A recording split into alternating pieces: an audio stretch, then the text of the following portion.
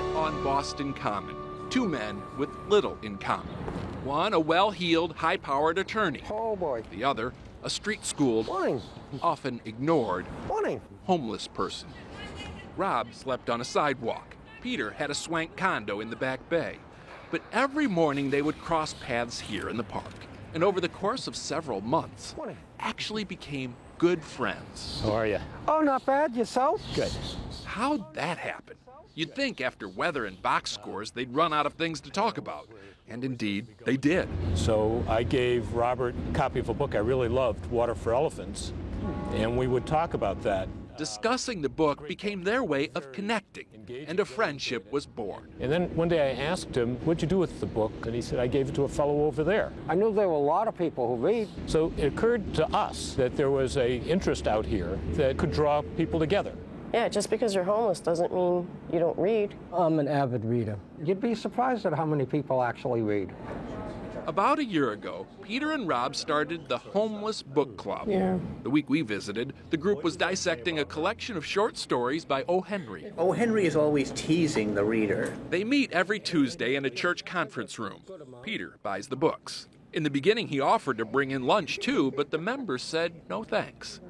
They wanted this to be about more than just another free lunch. For me, it's a place to go and escape. And to question things. Yeah, I feel more sophisticated.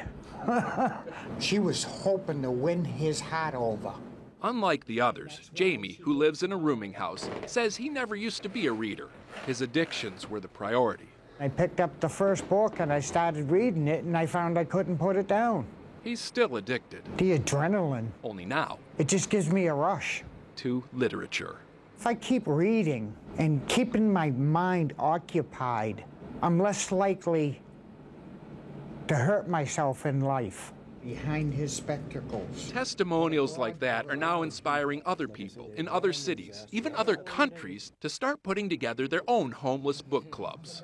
And as for the homeless man who helped start it all, Rob, turns out only reason he couldn't get subsidized housing was because he had an unresolved traffic ticket. Fortunately, he knows a good lawyer. Peter was able to clear up that traffic ticket, which is why tonight Rob is no longer on the streets, housed and working as a church custodian. What a great story. Thank you, Steve. I always encourage reading. What's coming up next week? Next week, I'm not sure. We're going to do something on the 40th anniversary of Woodstock, which is next weekend. So we still have to figure out exactly what it is, but I'm sure I can find a story Maybe there somewhere. submit some suggestions. Yeah, I'm always looking for ideas. All right. Steve Hartman, thanks so much. Have a good weekend. Thank you.